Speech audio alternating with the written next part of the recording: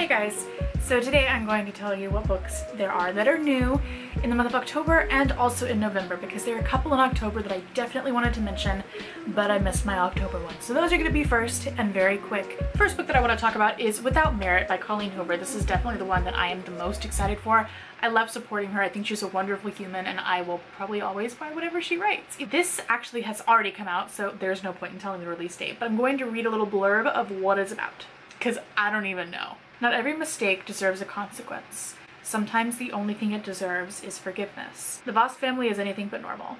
They live in a repurposed church, newly baptized Dollar Voss. The once cancer-stricken mother lives in the basement. The father is married to the mother's former nurse. The little half-brother isn't allowed to eat anything fun, and the eldest siblings are irritatingly perfect. Then there's Merit. She always does the interesting names. I don't know why I never thought like, oh, that'll be a character name. Anyway. Merit Voss collects trophies she hasn't earned and secrets her family forces her to keep. While browsing the local antique shop for her next trophy, she finds Sagan. I swear to God, if this is after Carl Sagan, I'll be a happy duckling. I like Carl Sagan a lot. His wit and unapologetic idealism disarm and spark renewed life into her, until she discovers that he's completely unavailable. Merit retreats deeper into herself, watching her family from the sidelines, when she learns a secret that no trophy in the world can fix. Fed up with the lies, Merit decides to shatter her happy family illusion that she's never been a part of before leaving them behind for good. When her escape plan fails, Merit is forced to deal with the staggering consequences of telling the truth and losing one boy she loves. It sounds really different for her. I don't know. Like, I'm really excited about it. I'm actually gonna buy that, like, right now. Send to my Kindle. That's only $8. That's not bad. That's not actually, I probably want a physical copy. I'm gonna actually add that to paperback. I'm gonna be patient for you. I saw the word cerebral in the summary of this. I like cerebral things. I'm so excited. This is called How I Lost You by Jenny Blackhurst. And this is also already out. This is an October one. A woman without memory struggles to discover the truth about her past and her identity in this cerebral and dark thriller reminiscent of works by the best-selling authors S.J. Watson and Ruth Ware. Or Ware, probably. I've heard of Ruth Ware. I think a friend has read a book by her, and I think she liked it. This reminds me actually automatically of the show called The Sinner. So if you've watched that or been curious about it, like, first line reminds me, okay. I have no memory of what happened, but I was told I killed my son. And you believe what your loved ones, your doctor, and the police tell you, don't you? My name is Emma Cartwright. 3 years ago, I was Susan Webster, and I murdered my 12-week-old son, Dylan. I was sent to Oakdale Psychiatric Institute for my crime, and 4 weeks ago was released early on parole with a new identity, address, and a chance to rebuild my tattered life. This morning, I received an envelope addressed to Susan Webster. Inside it was a photograph of a toddler named Dylan. Now I am questioning everything I believe, because if I have no memory of the event, how can I truly believe he's dead? If there was the smallest chance your son was alive, what would you do to get him back? I'm interested in that, adding that to my list also. A lot of good things. This is one that I think everyone's heard about and I was so late to the party on. It's called Turtles All the Way Down by John Green. I read a lot of his other books, not all of them. Looking for Alaska was definitely my favorite. It came at a right time in my life. I listened to John read the first chapter on his YouTube channel and it hooked me. I love the way this teenage girl and her, I don't necessarily want to say phobias, I guess anxieties, the better choice word I guess for that. Pretty sure that it implies that she has OCD. Thought processes in her head, especially in books like YA books that are from a teenager's perspective. I feel like it's okay to have these more intellectual things going on in the head, whereas it sounds really artificial coming from their mouth.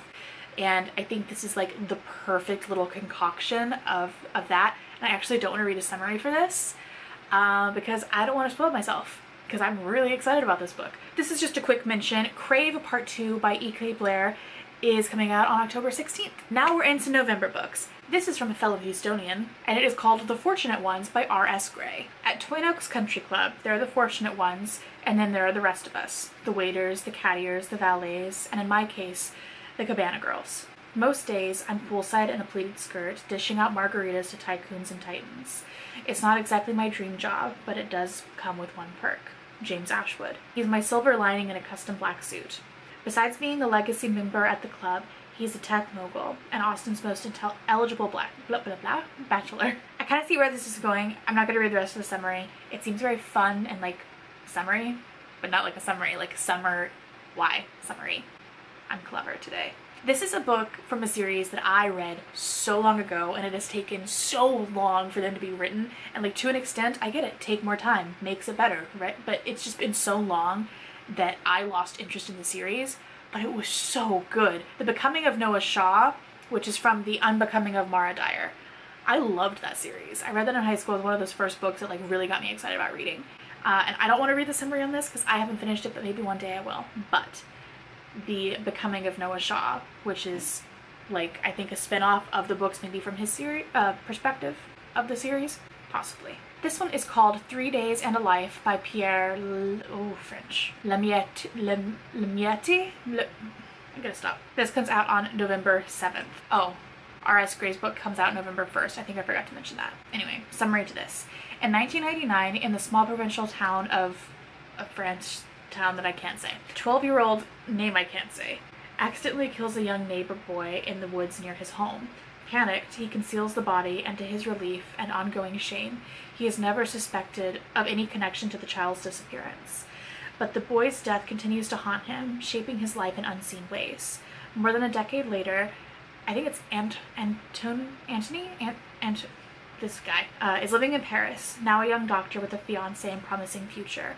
On a road trip home to the town he hates and fears, Anton thoughtlessly sleeps with a beautiful young woman from his past. She shows up pregnant at his doorstep in Paris a few months later, insisting that they marry, but Anton refuses. Meanwhile, the newly discovered body of Anton's childhood victim means that the case has been reopened, and all of his old fears rush back. Then the young man's father threatens Anton with a paternity test, which would almost certainly match the DNA found on the child's body. Will he finally be forced to confront his crime, and is he prepared to keep secrets buried in the past? I feel like they gave me the entire plot there. Now it's like a question of, is he caught or not? Like, I learned everything. That kind of upsets me a little bit. This one, the name just caught me. It sounds so interesting. It comes out on November 14th, and it is called No Saints in Kansas by Amy Brasher. Ooh, this is a murder one. Oh yeah. Why am I saying everything so weird? Oh yeah. I feel like this Kool-Aid guy. November is usually quiet in Holcomb, Kansas, but in 1959, the town is shattered by a quadruple murder in the Cutler family. Suspicion falls on Nancy Cutler's boyfriend, Bobby Roop, and the last one to see them alive. New Yorker Carly Fleming, new to the small Midwestern town, is an outsider. She tutored Nancy, and in private at least, they were close. Carly and Bobby were the only ones saw that Nancy was always performing, and that she was cracking under the pressure of being the Holcomb's golden girl. That seems interesting. There's more to the summary, but it kind of goes on for a long time, and this is getting long. This is a book actually by an actress, and I already did know about this, but it's because I follow a lot of book things on Instagram. And it is called Bonfire by Kristen Ritter, and this is what it's about. It comes out on the 7th, by the way, of November. It has been 10 years since Abby Williams left home and scrubbed away all visible evidence of her small-town roots. Now working as an environmental lawyer in Chicago, she has a thrilling career, a modern apartment, and her pick of meaningless one-night stands. But when a new case takes her back home to Barron's, Indiana, the life Abby painstakingly created begins to crack. Tasked with investigating Optimal Plastics, the town's most high-profile company and economic heart, Abby begins to find strange connections to the Barron's biggest scandal from more than a decade ago, involving the popular Casey Mitchell and her closest friends, just before Casey disappeared for good. Abby knows the key to solving the case lies within the weak spots, the unanswered questions, and she tries desperately to find out what really happened to Casey. Troubling memories begin to resurface. She begins to doubt her own observations, and when she unearths an even more disturbing secret, a ritual called the Game, will threaten reputations and lives in the community and risk exposing darkness that may consume her. That sounds kind of cool. Like, I don't know why it gave me Erin Brockovich vibes, but more like Cop-y. But yeah, that is all the books that are on my radar that I'm like a little bit excited about. Some more than others. Oh my gosh. I've literally just bought things while recording this video. It happened. Sorry that the lighting's a little bit different. I honestly just wanted to sit in bed and film. So here we are. I do hope that you guys enjoyed this. I will see you next month for another one of these videos. But I'll also see you much sooner than that with a different video. Alright, bye.